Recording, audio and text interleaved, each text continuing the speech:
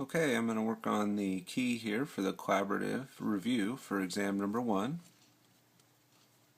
And the first question is to use a calculator to perform the indicated operations and to round to 2 decimal places as needed.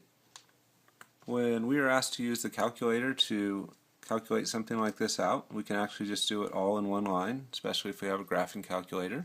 So I'm just going to turn that on and then enter the whole expression, 15.19 minus 31.4 times 15.6 plus 13.87 and divided by 2.34. And I just entered it all in one line. I went ahead and put parentheses around the 15.6 because they did. I actually didn't need them because I put the multiplication symbol. That would have taken care of it as well, but it doesn't hurt to have the parentheses. And then I'll go ahead and just press enter. That's doing all the work. I just need to write it down and round to 2 decimal places. So that'd be negative 468.72.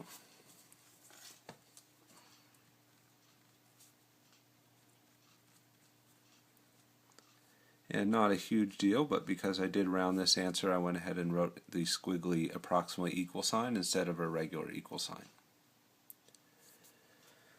Okay, moving on to number 2. They want us to write an equation for the line that's shown. So let me go ahead and take a look at that.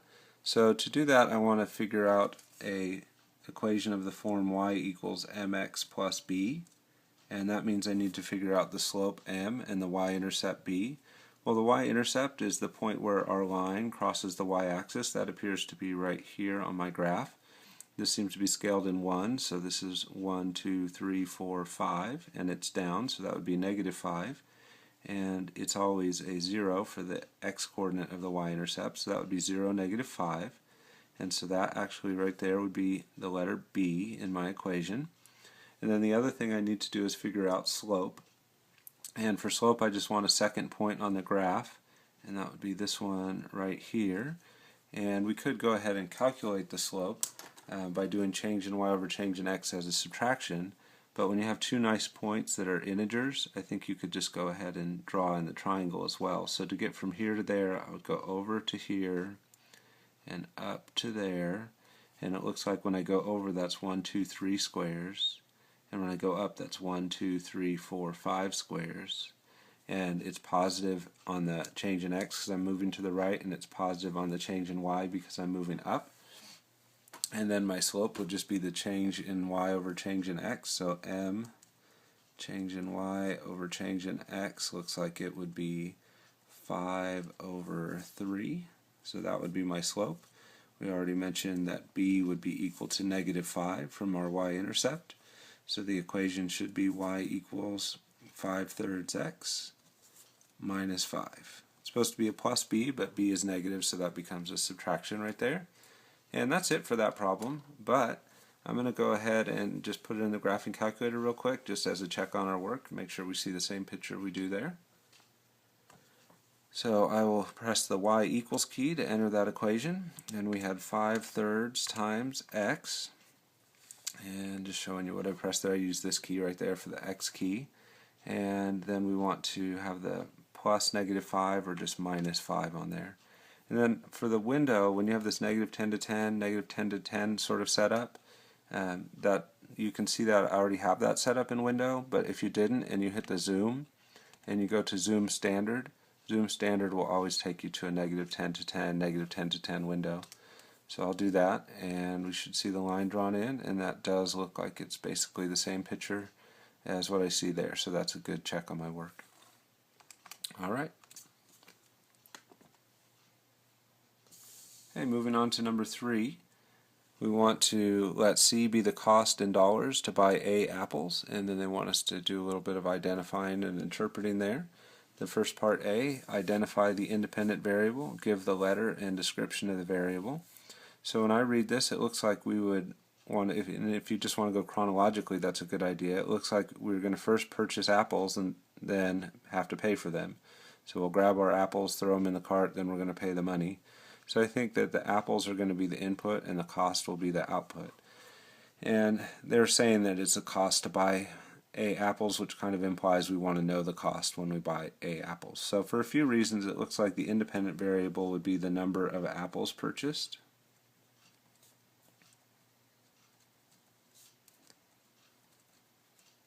And they said to give the letter and a description. So the number of apples purchased, which would be the letter A in this setup. And then identify the dependent variable and give the letter description there as well. So the dependent variable would be our output, which is the cost, and that would be the letter C. So now when they ask us to interpret the ordered pair 12,6, we just want to do that with these two facts in mind, that our input is A and our output is C. So I'm just going to write that above those. Our input was A and the output was C, so that means this is 12 apples and $6. So once you know which letter is which, then you can start thinking about the units, right? What's the units on A? It's the number of apples purchased. What's the units on C? It's the number of dollars spent for those apples. So my interpretation would be that 12 apples will cost us $6. All right. And then finishing this off, we have number 4. The lowest elevation in a region is at the bottom of a valley, negative 252 feet, so that's implying that it's below sea level. And the highest elevation is at the top of a mountain, which is 20,500 feet. And they want us to find the change in elevation from the lowest elevation to the highest elevation. When we go from lowest to highest, or anytime we do change, we always are told to start with the ending value minus the beginning value. So we want to do ending minus beginning. And our ending height is at the top of the mountain, which is 20,500. Anytime you're doing change, it's going to be a subtraction. And then we want to subtract where we began. And where we began was below sea level at negative 252 feet, so we put that in here. The biggest mistake is to not get both negatives. We have one negative which is from change, and the other negative is just because we started below sea level. And when you have those two negatives there, the two negatives make a positive. So we get 20,500 plus 252. And when we add those together, we get 20,752, and the units on all of this was feet, so that would be 20,752 feet. Alright, moving on to page 2. Let's go ahead and read through number 5 real quick. If there are too many ticketed passengers for a flight, a person can volunteer to be bumped onto another flight, and the voluntary bumping rates for large U.S. airlines, which is the number of bumps per 10,000 passengers, January through September, are shown in the table for various years. Let R be the voluntary bumping rate, which is that number of bumps per 10,000 passengers at T years since 2000. And the first thing they want us to do is look at that data and create a scattergram of the data. So if I'm going to do that, my two variables are T and R. R is the bumping rate, so I'll go ahead and write an R over the top of these. But like is common for us, the years are not the values of T. The values of T are the number of years since 2000. So the number of years since 2000 in 2000 would be 0. In 2001 it had been 1 year, 2002 2 years, 2003 3 years, and 2004 would be 4 years. So these are my ordered pairs, 0, 20, 119, 218, and so on. So we're going to go ahead and do a scatter of those 5 points. So I always want to start off by drawing in my axes. I have all positive values here, so I'm just going to use the far left and the very bottom as my axis points or lines. Let me draw in the other one. And then the input seems to be T and the output is R, so I'll label this as the T axis and the R axis. And then just thinking about the numbering for T, what if I went 0, 1, 2, 3, 4? Well, that would certainly fit, but it wouldn't be spread out very well. So I think it would be better to do every other one, 1, 2, 3, 4, and now I'm going more than halfway across. I could probably do 3 squares as well, but I don't like to do an odd number just in case I'm trying to do an in-between. So I'm just going to go ahead and do every other one and say here's T is 1, 2, 3, and 4. And it's not a bad idea to have extra room sometimes because that might help us to make some of the predictions. And then on the vertical, which is R, we have the bumping rates, which go from 16 to 20. And when you have a minimum number 16, which is quite a bit lower, or sorry, much closer to the maximum of 20 than it is to the minimum of 0, I think it's good to go ahead and do a break and scale. So I'm going to go ahead and do that. And the bumping rate is dropping. So rather than start at 16, I think I'll start a little bit before that. So let me just kind of think this through. What if I went 16, 17, I'm thinking about every other one here. So 16, 17, 18, 19, 20, 21. And I need to start at 20. So I have room, I guess, to go just a little bit further down to say 15. And then 16, 17, 18, 19, and 20. So notice on both of those, before I actually wrote them in, especially in pen, I kind of counted them out in my head and made sure they both fit and were spread out a little bit. So I would always recommend that when you're doing a scatter by hand. Now we just want to start plotting those ordered pairs. So over 0 up 20, so over 0 up to 20, that would be right here. And then over to 1 up to 19, right there. Over to 2 up to 18, that would be here. Over to 3 up to 17, 17's right there, and the 3 is here. And over to 4 and up to 16, which would be this point right here. And so notice those are all lining up perfectly. So that's not usually going to happen with real life data, but in this scenario I think they've done a little bit of rounding or something that's made this work out perfect. So I'm going to go ahead and draw that. And when I do that, I just want you to kind of note I'm going to stop right here, because when I make this break and scale, that extends all the way across, and I don't want to cross that line because that would distort what's really going on with the x-intercept or the t-intercept in this case. So let's see, create a scattergram. I'll just put a check there. Now that was just the 5 dots, that wasn't the line. But the next part, B, said to draw in a line that is a good model, and this looks like it's a perfect model because it hits all the points, so I can check that as well. And then find the equation for our model. Well, that's something we can only do if it's perfect. We'll learn what to do if the data is kind of roughly linear later on, how we'd find the equation. But for now we can do it if it's linear. I want to think about the y equals mx plus b sort of format. And I would want to figure out what is my m. And the m would be the slope. And we can see here that if I go over, let me do this in a different color. If I go over 2 squares, that's 1 year. And if I drop down 2 squares, that's 1 year. Because it's a decrease, I'd say that's a -1. And so my slope would be that change in the output, which is r, over the change in the input, which is t, and that would be -1 over 1, or just a slope of -1.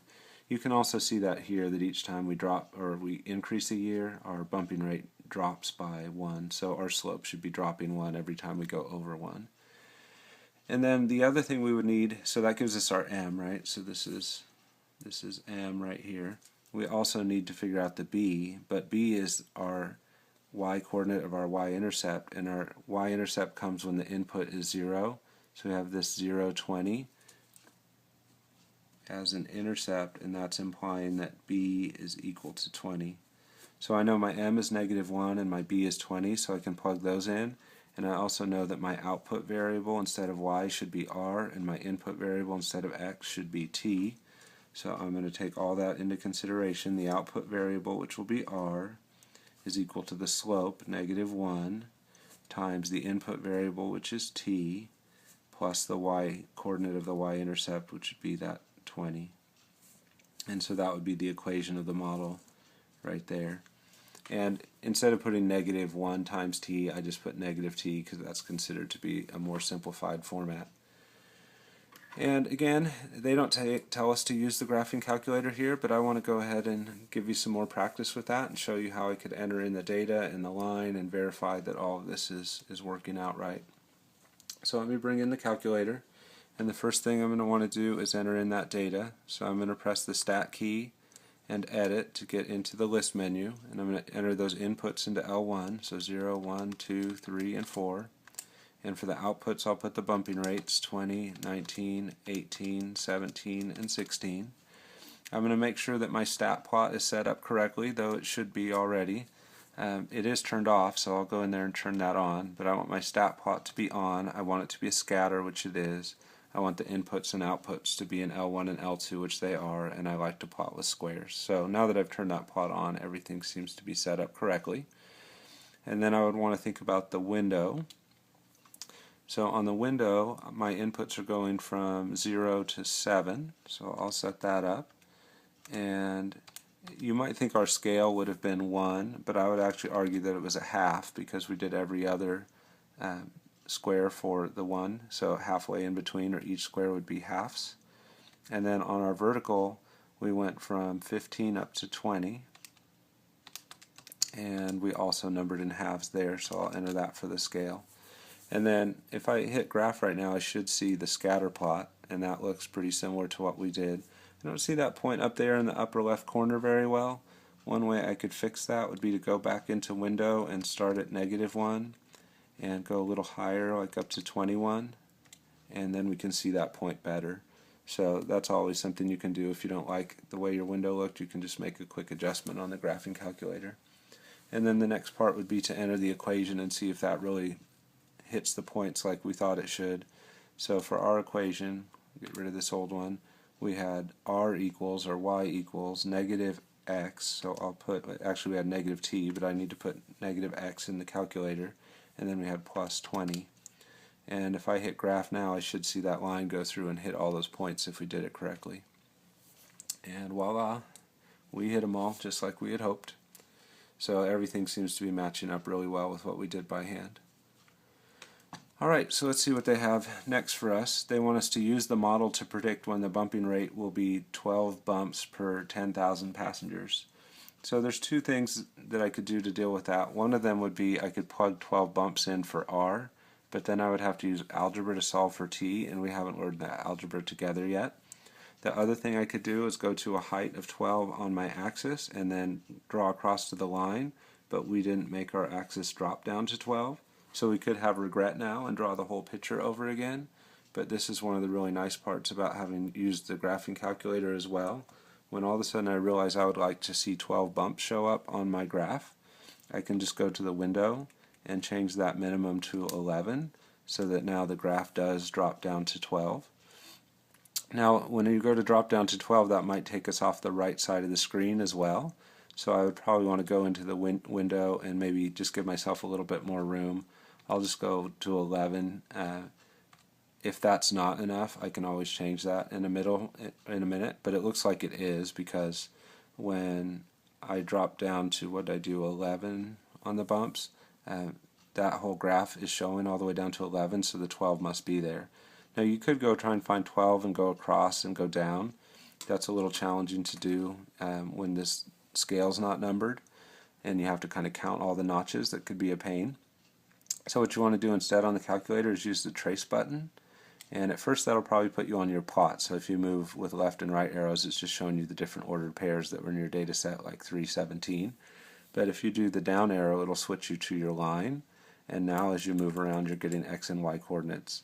And they want to know what is the input when the output is 12, so I'm going to just keep arrowing over until I see that output get nice and close to 12. Pretty close there, 12.19, 12.06, 11.93. And both of those are about the same distance away from 12. And what are the inputs when we're there? 7.93 and 8.06. So it kind of seems like the input that would work would be probably 8. So I would say, based on that graph and using the trace, that it looks like we're going to hit 12 bumps per 10,000 passengers when T is approximately 8. And when we learn the algebra later, we'll see that that is exactly the right answer, but for now, just going off the graph, I'd say it's a guess, so I'd put approximately 8. But that's not the answer either, because when they say use the model to predict when, they want to know a year.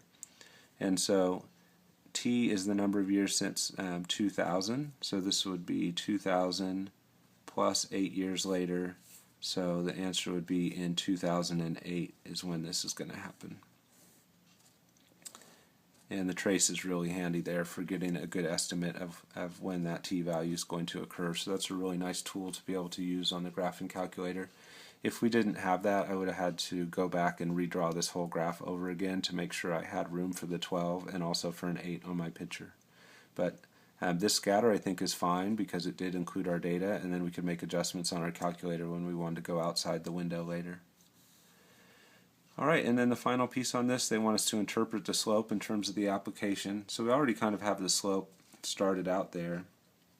The slope was change in R over change in T, and that was -1/1. But when you're going to interpret the slope, you want to think about what the units were. So the positive one on the bottom is change in T, so that would be years. And the negative one on top is the change in the bumping rate. So that would be bumps per 10,000. I'm just going to write bumps here, but I'll make sure that I get the bumps per 10,000 idea in the interpretation. So just doing a little, looking at the scratch work and trying to work it out in the air here, I would say for each additional year that goes by, the number of bumps per 10,000 is going to decrease by 1. So every year that goes by, or for each additional year that passes, the bumping rate is decreasing at a rate of 1 bump per 10,000. So let's write that out.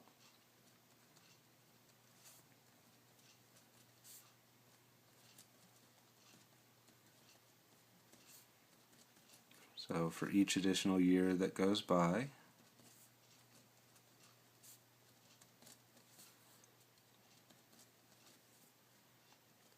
the bump rate is decreasing.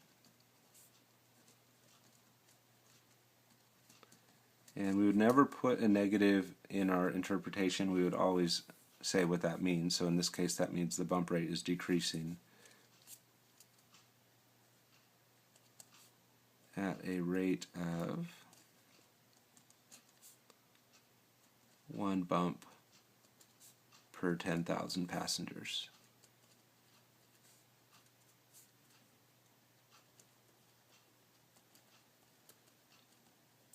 And then if we went just a little deeper and thought about, okay, so what does that mean? It looks like, I would say it means that the airlines are doing a better job of planning their flights and not overbooking them so much because they're getting less bumps per 10,000 as years go by. So they're getting kind of figuring out the science of the scheduling a little bit better so that they're getting less bumps. Alright, and then let's look at the last problem from this page. If a car gets 24 miles per gallon, then how much does it cost to drive 340 miles when gasoline costs $3.30 per gallon, and then round to the nearest cent as needed? So I would take this to be a conversion. They're telling us that what we're going to do is drive 340 miles, and they're asking how much is it going to cost. So I would argue that they're trying to have us convert these miles to dollars. So let me go ahead and set that up.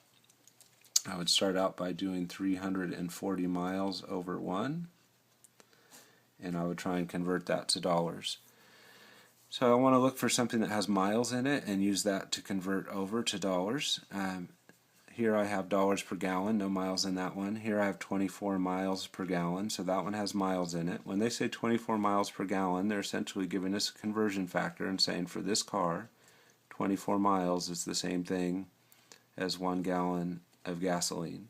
So I'm going to use that as a conversion factor. I'm going to put the miles in the bottom so that the miles cancel, and I'll put the gallons in the top so those take over. Now we don't want gallons in the end, but that'll be closer to our goal.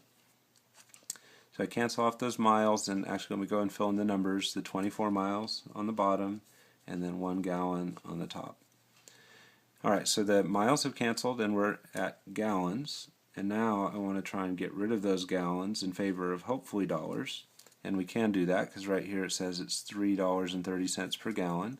And again, I would argue that is telling us a conversion factor that $3.30 is equal to 1 gallon of gas.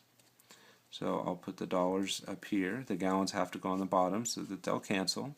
And our conversion factor is $3.30 is equal to 1 gallon. So the miles have canceled, the gallons have canceled, the only units that would be left over is dollars, and they want us to know how much it costs, so that's good. And then I'm just going to go ahead and go to the calculator from there.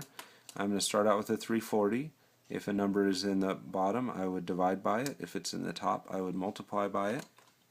So the way that would look on my calculator would be, get out of that graph that we did, be 340 divided by 24, because that was in the denominator of the second conversion factor, and then times 3.30, and that one's a multiplication because the $3.30 was in the numerator. And then I get 46.75. It said to round that to the nearest cent, but it doesn't turn out to be necessary to round because that came out exactly to 46.75 or $46.75 as the cost to do that 340-mile trip. So I'll circle that, and we're done with this one. Moving on to number 7. The number of hate crime convictions was 30 convictions in 2006 and has declined by about 4 convictions each year since then. Let n be the number of hate crimes in the year that is t years since 2006. Find an equation that uses t as the independent variable and n as the dependent variable. So our equation is going to be linear, so I'm going to use this format of y equals mx plus b. Though they have just told us that instead of an input of x, we're going to have an input or independent variable of t, and instead of an output of y, we'll have an output of n. But I still have the same task. I want to figure out what's the m, what's the b, and then when I plug those in, I can switch my variables as well. So when you're looking for b, you're looking for the y-intercept, which would be the starting point. Our t is measured in years since 2006, so 2006 would be an input of 0, so whatever's going on in 2006 would be our y-intercept. And the opening sentence here tells us that there were 30 convictions in 2006. So 2006 is a t equal to 0, and when t is 0, we're being told that the output would be 30. And remember, t is the input and the number of convictions is the output. So that would be our ordered pair, and that implies that b is equal to 30. So we've got that piece. Now we just want to know the slope. Well, the only other number in the problem is the 4, so there's a decent chance that that is going to be our slope. But to check that, what you want to look at usually is the units, and also to think about, is it really a rate? So it's talking about that things are declining by 4 convictions each year, and when we see convictions each year or convictions per year and we hear the units of the output and the input, that's a good indicator that that's a slope. And then also it says that it has declined, and that means it would be a negative number. So I would argue that our slope here is -4. So we could write that equation out with y equals m, -4 times x plus b, which is 30. And that would be fine, except for they want input variables of t and output variables of n, so I'll just convert that over. N is equal to -4 times t plus 30. And so there would be the equation written in the form where t is the independent variable and n is the dependent variable, or the input and the output. Now they want us to sketch a graph of that equation that goes from 2006 to 2003 and make a table that shows at least 2 solutions to the equation. So I'm just going to make a little t-table here and say the inputs are t and the outputs are n, the number of convictions. Since they want 2006 and 2013, let me go ahead and add year onto there, and I'm going to do those 2 points. So I'm going to do 2006 and I'm going to do 2013 since they were specifically requested. And what I want to do there is think, alright, in 2006, how many years has it been since 2006? That's 0. And in 2013, how many years has it been? So 2013 minus 2006 gives us 7. So the t there is 7 years. And then for the values of n, I just want to plug into my equation. So I actually already know the one for an input of 0 because that was my y-intercept. That should be a 30. We can just kind of quickly look at that and verify. If you put a 0 in here, this term will get wiped out and you get n equals 30. And then I'll show the work for the 7. So for that 7, I'd say n is equal to -4 times, let's see, our input is 7 plus 30, so that's -28 plus 30, or 2. So I'll plug that 2 in right there for my output for n. So now I have 2 ordered pairs, 0, 30, and 7, 2, and I just want to make sure that those fit on my graph. All our numbers are positive, So I'm going to go ahead and use the far left for my vertical axis, and the very bottom for my horizontal.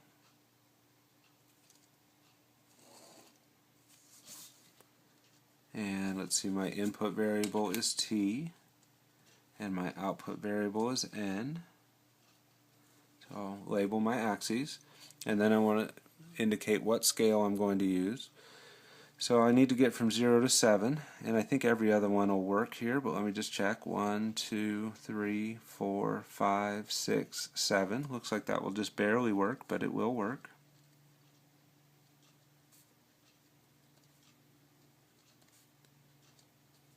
And when I go to do my vertical, the lowest point I need to plot is 2. That's much closer to 0 than 30. So I think I would want to just scale starting at 0 here. I have 1, 2, 3, 4, 5, 6, 7, 8, 9, 10, 11 squares, and I need to make it up to 30. So it seems fairly natural to me would be to let every square be 3, and then I'd get 6, 12, 18, 24, and 30, and be up near the top there with my highest point on the y-intercept. So I'll fill that in, and then I can just plot my 2 points. So I have the over 0 up 30 and the over 7 up 2, and let's see, that one's a little messier. My scale is in 3s, so 2 would be closer to the 3 than the 0, be about 2/3 of the way up, just a little bit more than halfway on that square. And then I'd go ahead and connect those with a straight line.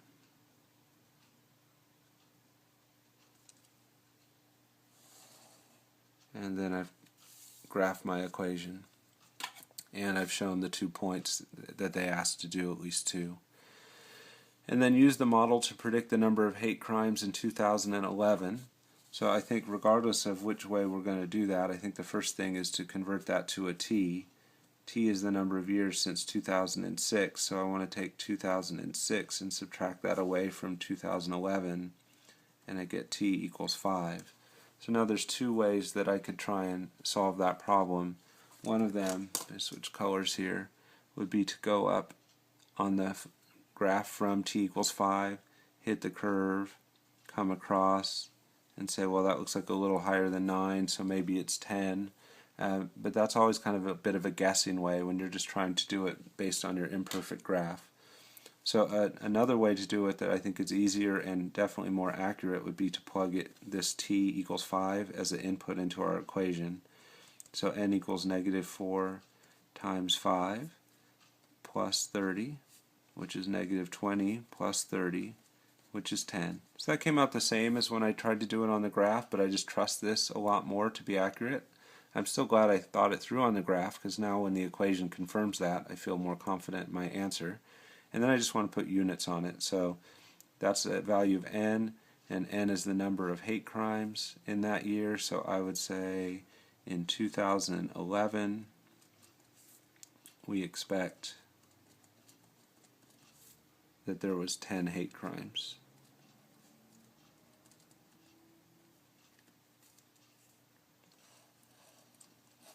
Alright. And then what is the y-intercept of the model? Well, we've actually already talked about that a couple times. When we first went to get the equation, we figured out the y-intercept to help us figure out b. So we'll just write that down again. And just a reminder that the y-intercept isn't the 30, but it's the ordered pair 0, 30, and you always need to write those intercepts as ordered pairs. That's something people forget to do on the test a lot, so be careful with that. And then interpret that y-intercept in terms of the application. So to do that, I think what you want to do is put units on it. So the 0 is the input, which is t, which would be 0 years, and the 30 was the number of hate crimes, so that would be 30 hate crimes. And then you'd also want to convert the 0 to say, well, what is that really? That's 0 years since 2006, so that is 2006. And then to interpret that, we would just say, in 2006, there were 30 hate crimes.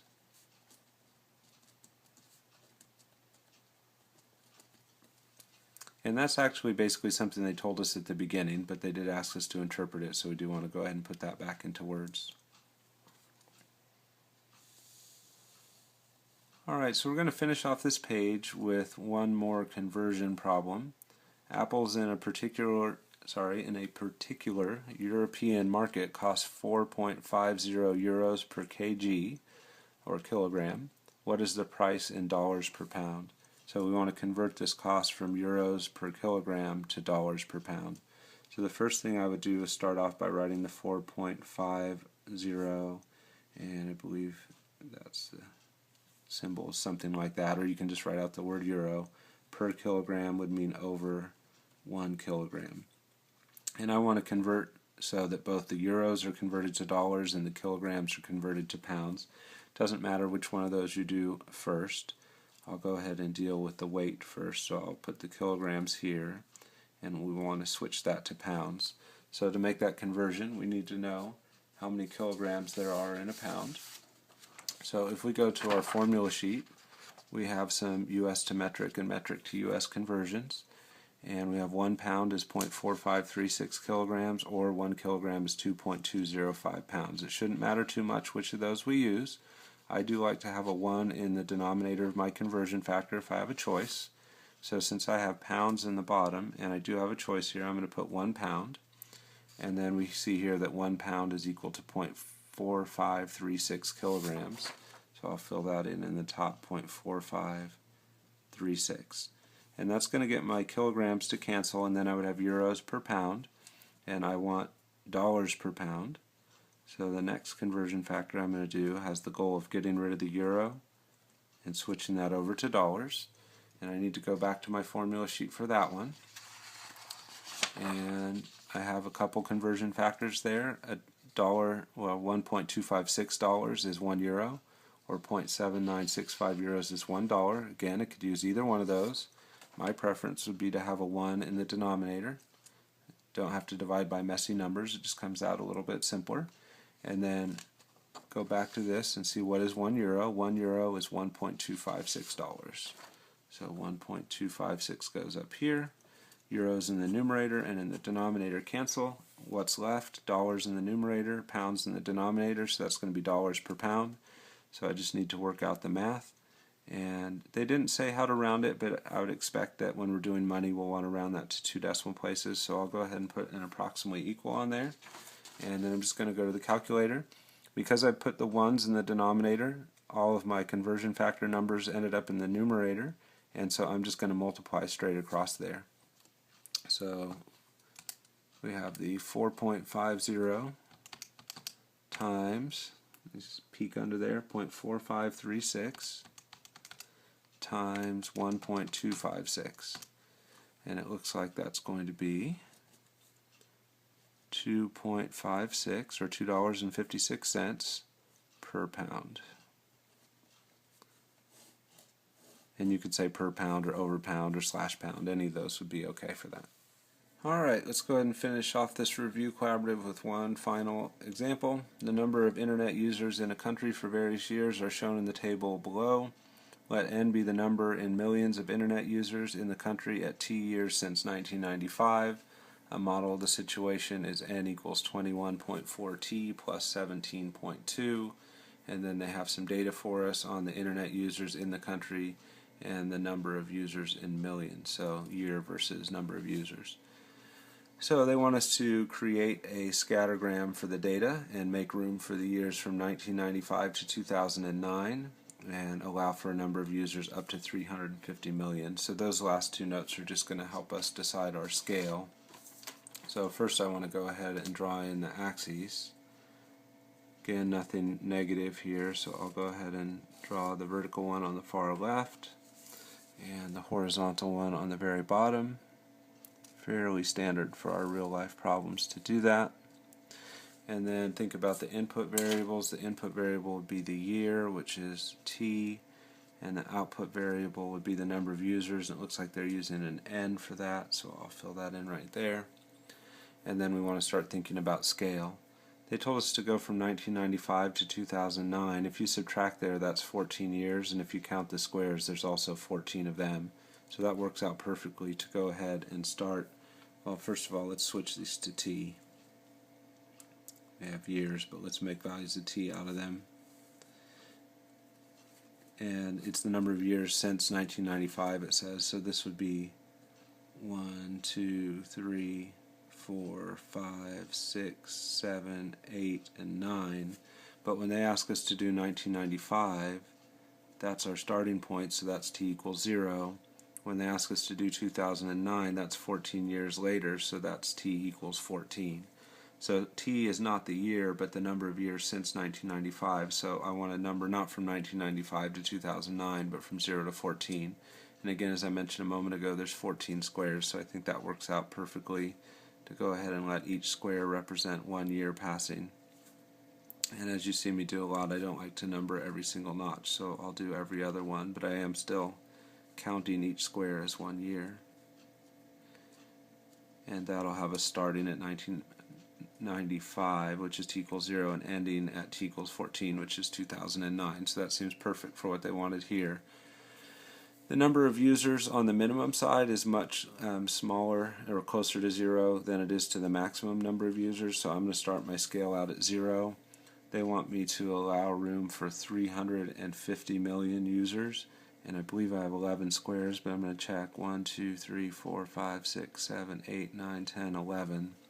So they want me to get up to at least 350 million, and I have 11 squares to get that job done. So I need a scale that's something a little bigger than 31.8, and I want it to be nice too. So I'm going to round up to 40 and let each square be 40. So this would be 40, 80, 120, 160, 200, 240, 280, 320, and then 360, 400.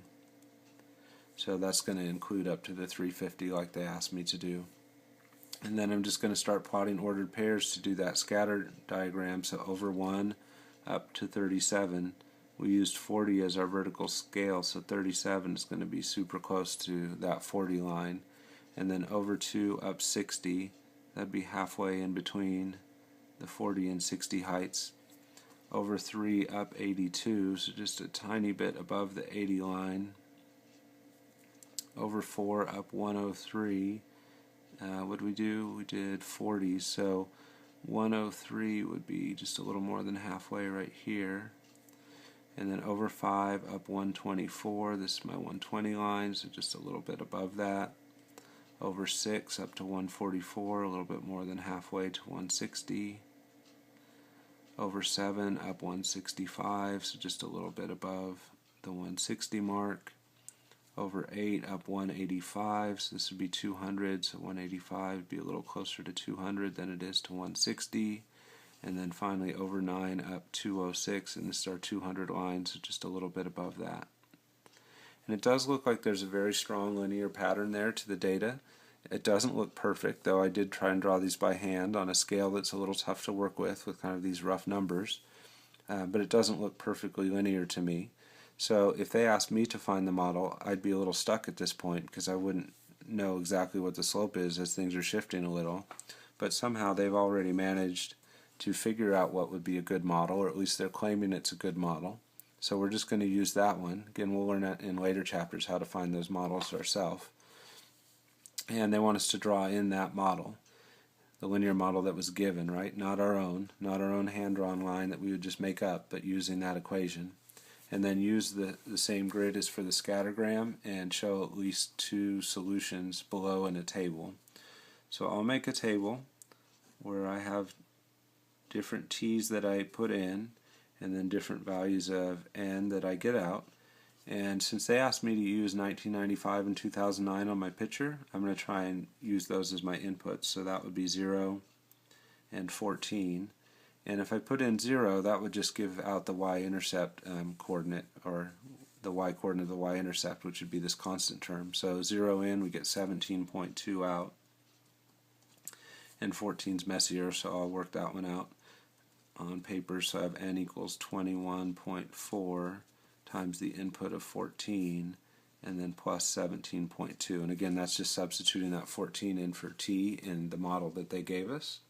And then I want to work that out on the calculator. So 21.4 times 14 plus 17.2 is 316.8. So there's two ordered pairs that I could use to plot to graph my line. And I'm going to just use those two. I know sometimes we talk about doing a third one as a check, but this model is supposed to fit this data set, so that's going to be my check. If the model seems to go near or through those blue points, I'll feel like I've probably graphed this right. I do want to distinguish between the data from the chart and the plot points that I'm getting from my line, which are more predictions than real data. And so I'm going to use both red to mark them, and I'm also going to do X's instead of dots. So over 0 up 17.2, that'd be a little bit less than halfway up that first square, so maybe right about there. And then over 14 and up to 316.8, there's the line for 320. So 316.8 would be just shy of that. And just kind of looking at that and imagining the line, it does look like that's going to come pretty close to those points they gave me. And now I'll go ahead and throw the ruler on here and draw it in. And again, I like the way this is lining up. It looks like the edge of my ruler is kind of right where those points are. And if this is really supposed to be a good model, it should follow the pattern of our scattergram, and it looks like it does. So far everything seems to be fitting together well. Let's see what else they have for us. So on part C, they want us to find and label the slope and then interpret the slope in terms of the application. So remember that we're thinking about y equals mx plus b, where m would be the coefficient of our input variable. So the coefficient of our input variable here is 21.4. So it looks like we have a slope of 21.4. But then to interpret that, I want to think of it as a rate of change. And that would be the change in the output variable n over the change in the input variable t, and that's 21.4, and I'll put it over 1 so I can think of it as a fraction.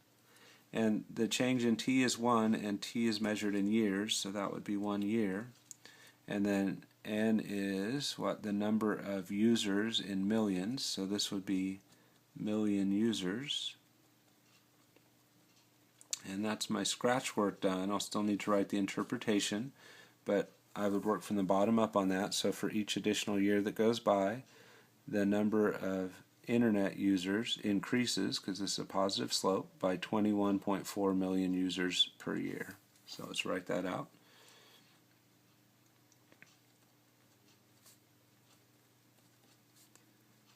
So for each additional year that goes by,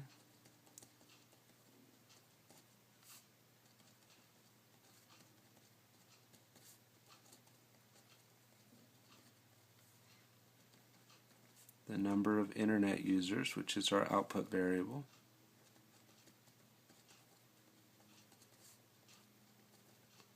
is increasing because it's a positive slope, so increases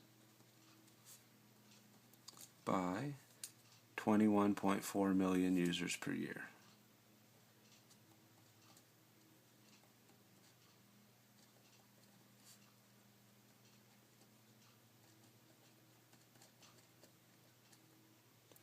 So that would be my interpretation of the slope. Alright, next they want us to, it says find and label the slope on my copy. I believe that's supposed to be the y-intercept on your copy, so I'm just going to change that here and here. Sorry about that.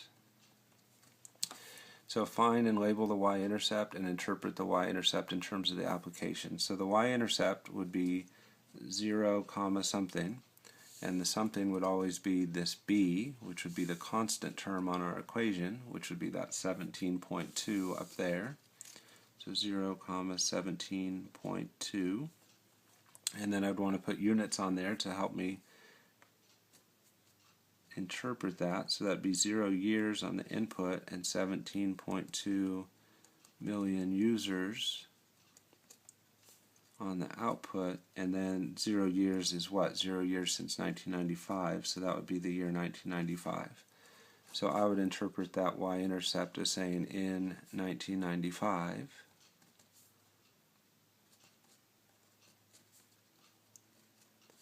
there were about 17.2 million and users, but what was it? Millions of internet users, I believe. Yeah.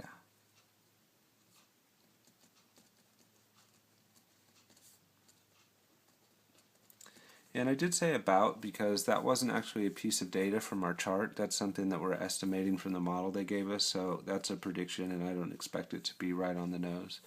But 1995 is our starting year, so we always want to use that when we're interpreting the y-intercept. And then let's see what else have we got here. Use the model drawn, which is your graph, to predict the year when the number of users will reach 250 million users and round that to the nearest year. So what I want to do is go to my graph, go to a height of 250. So this is 240 and that's 280, so 250 would be about a fourth of the way up that square.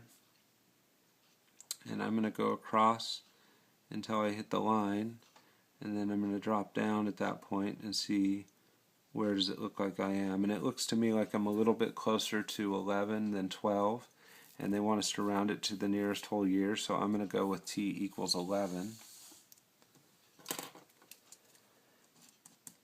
And then that's 11 years since 1995, so 1995 plus 11 years added on would be 2006. So I'm going to say in 2006 is the answer to that. So when is that going to happen? I think that's going to happen in the year 2006. Alright, finally they want us to check our work using the graphing calculator. So we're going to kind of redo most of this stuff there. So I'll go ahead and show you how that works. I'm going to move this over a little bit so I can see both the data and my calculator at the same time. I want to go ahead and go into the stat menu and edit. I have some data there from an earlier problem, so up arrow, clear, and down arrow. Up arrow to highlight the list, clear, and down arrow to get rid of that. Enter in these new values of t, so 1, 2, 3, 4, 5, 6, 7, 8, and 9. And the values of the output, a little messier, but we want to type those in as well.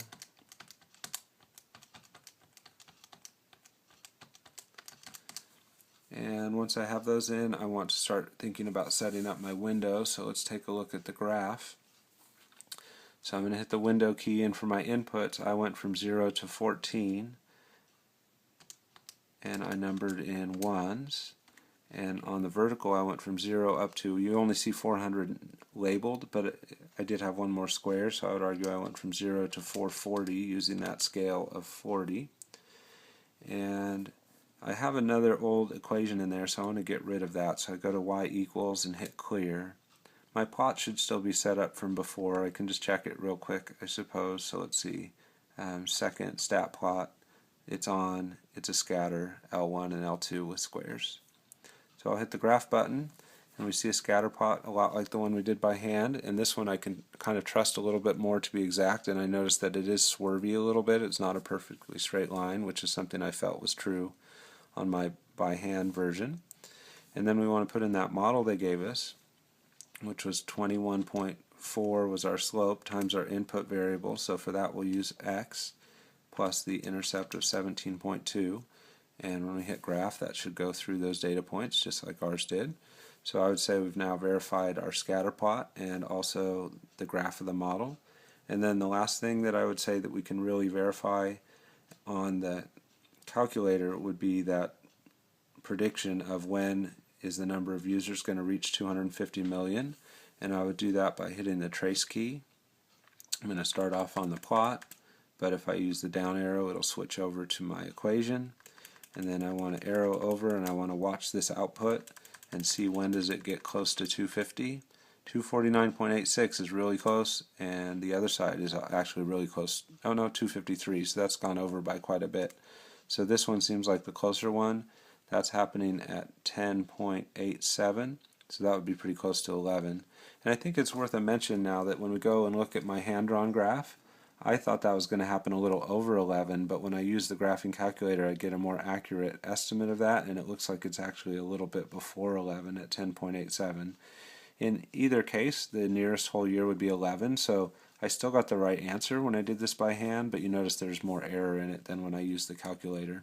So I would trust this a little bit more, that T would be 11, but that still gives me that year 2006, just like the graph did. And so everything seems to be fitting together well in both what I did by hand and what I'm seeing on the calculator now.